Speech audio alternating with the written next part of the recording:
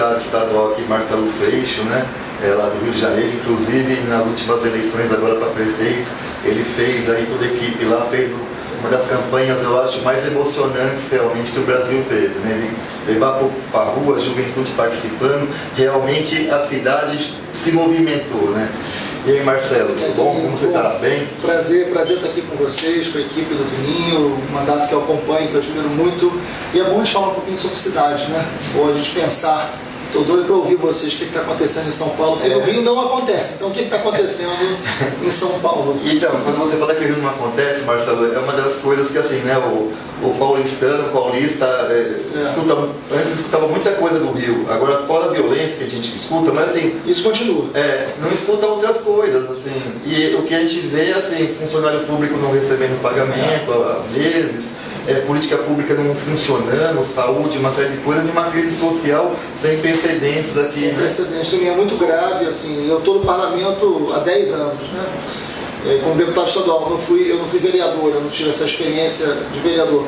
Mas o Rio, ele tem uma configuração que aí é um pouco diferente de São Paulo. A cidade do Rio, a área metropolitana, tem um peso muito grande. Você tem ali mais de 70% da população do estado vivendo na área metropolitana. Então isso é um pouco diferente de outras grandes cidades. Então acaba que a própria Assembleia Legislativa, que no caso do Rio de Janeiro é o principal centro da política, acho que aqui em São Paulo a Câmara de Vereadores ocupa um espaço talvez até de maior destaque do que a Assembleia Legislativa, né? E no Rio isso muda um pouco. A Assembleia é o grande, todos os protestos são na porta da Assembleia, mesmo que a pauta não diga respeito à Assembleia, a Assembleia virou um ponto.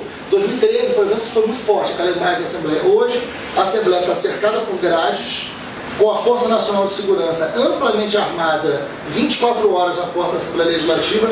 Aquilo ali, para mim, é uma imagem muito forte do que virou o Rio de Janeiro. Um parlamento cercado, porque está tão distante do povo, que, na verdade, o parlamento está aprisionado. Ele não está se protegendo do povo, né? Ele está absolutamente distante. O pior, o nome é Palácio Tiradentes. Não tem a imagem de Tiradentes na porta, então é um conjunto de contradições simbólicas ali muito forte. É a maior crise da história do Rio de Janeiro também. Você tem uma prefeitura, eles ganharam a eleição, eu fui para o segundo turno com o Crivella, foi uma campanha belíssima, bonita. O Crivella representa uma força política que eu acho que é bem diferente do Dória, que o Crivella tem essa vertente religiosa, né? Então você tem a Universal, a Record, você tem forças ali que a gente não estava acostumado a tratar, né, numa disputa de projeto de poder, era algo que a gente já estava tentando entender. Ele vem nessa pegada de implementar o neoliberalismo tão forte igual aqui em São Paulo? Tem que tá. É uma prefeitura hoje marcada por uma inoperância muito grande. Não tem cara, não tem projeto, não tem equipe, então há um vazio muito grande, bem diferente de São Paulo, né? Mas é um vazio muito grande. O governo do estado, a maior crise da história, é um vácuo de poder, né? O Pezão é um ex-governador em exercício, que não governa, e ao mesmo tempo um governo federal, que é um governo golpista, que é um governo imposto, né? Que não consegue dialogar. A salvação que eles estão implementando, e eu acho que é legal conversar por esse viés Rio-São Paulo, a salvação que o governo federal apresenta para o Rio é um pacote que arrasa o Rio, Toninho, por mais de 20 anos. Então, por exemplo, o governo federal vai ajudar o Rio. Eu acho que o governo federal tem que ajudar o Rio. Mas tem que ajudar o Rio como? Fazendo uma auditoria da dívida, porque evidentemente o Rio de Janeiro já pagou aquela dívida, né? Mas não, o que eles fazem? Eles vão parar de cobrar a dívida, eles congelam essa dívida, mas o Rio não faz mais concurso público, não dá mais aumento do servidor, privatiza, por exemplo, uma companhia de água e esgoto, que é uma companhia importantíssima, lucrativa, né? Você imagina que se nesse momento você privatizar a água, o que isso significa para o dia a dia de uma cidade, né? E você arrocha o salário dos servidores. Hoje o Rio não pagou o 13º, não pagou o salário de março de boa parte dos servidores. Então é a maior crise e aumenta a contribuição previdenciária de 11% para 14%. Então o pacote do governo federal para o Rio de Janeiro é um pacote a ideia da austeridade, né? Então o debate hoje que a gente tem que travar sobre cidade, Estado mínimo, é se a austeridade é realmente o caminho, a redução do Estado, a redução dos direitos, a austeridade é o caminho e não a cidade de direitos que a gente tanto construiu nas campanhas, né? Mas assim, né, porque eu estou percebendo, joga toda a crise na costa da população. E a questão das isenções, que eu acho que é muito forte no Rio lá também. Está debatendo isso, acabar um pouco essas isenções? Eu apresentei uma CPI na Assembleia Legislativa, que a gente foi vitorioso, eu consegui as assinaturas para rever as isenções fiscais. O volume é um negócio estrondoso, né? Segundo o próprio tribunal, aliás, a crise no Rio de Janeiro é tão grande que o Tribunal de Contas virou caso de polícia, né? Dos 7 conselheiros, 6 foram presos. Não sei se você soube disso. Só sobrou uma, que é nova, que acabou de entrar. Nós temos 6 conselheiros presos. Um fez a delação, os outros estão presos.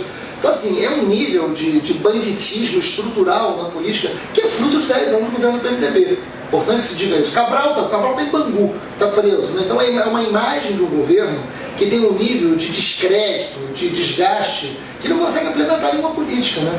É a maior crise e não tem alternativa. A gente está buscando, eu acho que o PSOL hoje, que é a segunda maior força política do Rio, o PSOL no Rio ele é maior que o PSDB, ele é maior que o PT. Eu conversei, né, com os companheiros, a gente vai fazer um seminário sobre as saídas econômicas para a crise, porque tem que discutir qual é a isenção fiscal. Não é nem dizer, Toninho, que a gente é contra a isenção fiscal. Eu acho que a gente tem que tomar cuidado. Eu não sou contrário à isenção fiscal, desde que a isenção fiscal gere emprego e gere desenvolvimento para áreas que são áreas carentes de oferta de emprego.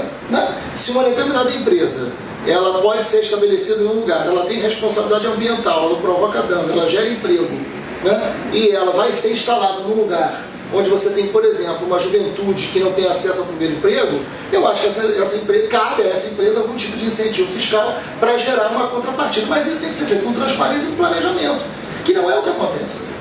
E uma coisa que eu senti aqui, né?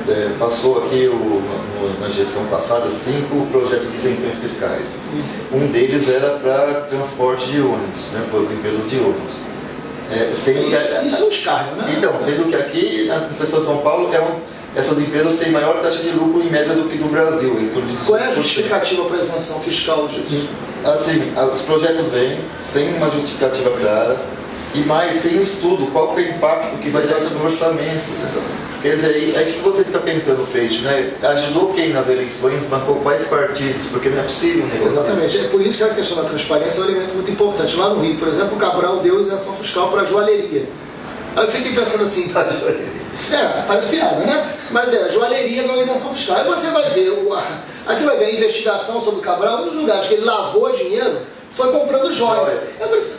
Não tem nem o que começar a discutir, né? Assim, é isso, isenção fiscal para várias joalherias. Agora, me conta, essa coisa de São Paulo, eu tomei um café com o Boulos, né, e ele estava me contando que aqui em São Paulo, talvez hoje no Brasil, seja a maior expressão desse modelo de cidade neoliberal, né? Talvez o governo Dória seja a maior expressão da direita nacional em termos de cidade neoliberal. Agora, eles estão querendo privatizar até parque, porque aí entra num debate do modelo de cidade, né? A cidade de todos, a cidade do encontro, a cidade do direito e a cidade privatizada, a cidade de negócio, né? Eu enfrentei muitos debates no Rio, porque o Rio, que os mega eventos levaram para o Rio a grande imagem de cidade de negócio. O Rio faliu com a política bandida, né, banditista do PMDB, e talvez São Paulo hoje seja o maior exemplo da América Latina de cidade de negócio, né? Como é que vocês estão enfrentando isso aqui? Eu acho que assim, um elemento forte que a gente sente é as pessoas terem aversão hoje à política. Então, assim, ter como se fosse um empresário, né? Que a gente sabe que não é. O outsider da política. Isso está no mundo inteiro, né? A gente viu isso na França agora. Lá nos Estados Unidos. Então, isso é muito forte aqui, né? E o Dória vem então, com essa política. Então, eles querem privatizar aqui parques, só que ainda não tem um modelo propriamente como vai ser. A gente aqui, estamos numa casa legislativa, a gente fica sabendo pela grande imprensa já um pouco do modelo que é que se fazer, quer dizer, não tem um debate com a sociedade, nem com a Câmara Municipal, quer dizer, depois que conversou com os empresários, viu o modelo como que vai ser, depois que vem um projeto aqui para a Câmara. Eles querem colocar o oeste, acho que no Rio já tem alguma coisa assim lá sobre a questão das bibliotecas. Tem, já deu cadeia. Já deu cadeia lá no Rio, porque todo o sistema de saúde foi gerado tanto na prefeitura do Eduardo Paes, que está aí na Lava Jato também, né, quanto no governo do estado, eles jogaram toda a saúde para a administração das OS. E hoje é um caso de polícia. É um absurdo que eles querem fazer aqui. E assim, né, Freixo, aqui eles querem tirar até a farmácia, que é dentro das UBS e das AMAs, e passar o remédio para pegar na farmácia privada. E é também um monte de casos de corrupção. A gente já cansou de ouvir pessoas que a receita era de 60 comprimidos, vai lá na farmácia popular, por exemplo, o farmacêutico dá 30, só que ele cobra 60 da hora do poder público, né? Então, é um jeito de pensar a cidade, né, como nada que é público tem condição realmente de uma política pública de qualidade e jogar para a iniciativa privada. O problema, não sei se lá no Rio, deve ser a mesma coisa em São Paulo, nós não temos aqui quase fiscalização para nada. Está faltando um quadro de fiscal. Então, assim, essas empresas... Mas quando reduz o Estado, reduz a fiscalização do Estado, o que faz o Estado virar um gerenciador de grandes negócios. E o pior é que é isso, sem fiscalização, essas empresas no fim fazem o que querem. Aqui a iluminação já é privatizada. No caso da OS é tão grave, é importante quem está assistindo a gente entender isso, porque no caso da OS o dinheiro é público. Porque as pessoas pensam assim, não, o Estado não tem que gastar dinheiro com isso, mas no caso da OS o Estado gasta. Porque o Estado ele não gerencia, mas ele pega um dinheiro que não é pequeno e ele dá para uma organização social que supostamente não tem fim lucrativo. No Rio a gente viu que não é assim. Está provado no Rio que não é assim, não é um discurso de alguém da esquerda. E esse dinheiro vai para uma empresa, e aí essa empresa não tem que fazer licitação, não tem controle sobre ela, né? Mas o dinheiro é público.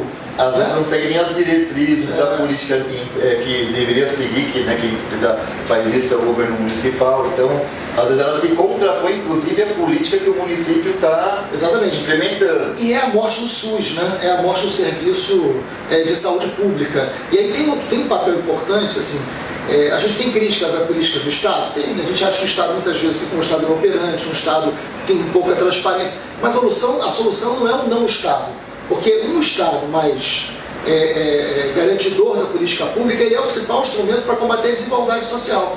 E hoje o Brasil tem como grande problema social a desigualdade.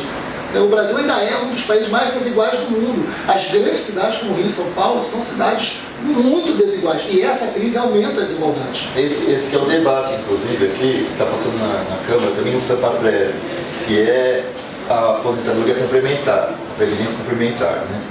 E esse debate, o problema aqui não é privatizar ou não privatizar o Estado. Aqui o problema é a desigualdade. Aqui na nossa cidade, a gente tem bairros de renda per capita de R$8.000 e os bairros mais distantes de renda per capita R$800. Até agora, o governo não pensou em nada como fazer política pública que compense um pouco esse desequilíbrio financeiro, social e tudo mais.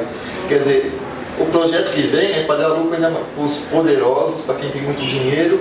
Quer dizer, eles vão aumentar ainda o desequilíbrio, quer dizer, cada vez mais o desequilíbrio aqui vai ser maior. Exatamente. Então, o que a gente falava assim, a primeira coisa que a gente tem que fazer é acabar com esse desequilíbrio social, cultural, financeiro que tem na cidade. Eu acho que a esquerda, é muito boa essa conversa, eu acho que a esquerda tem que entender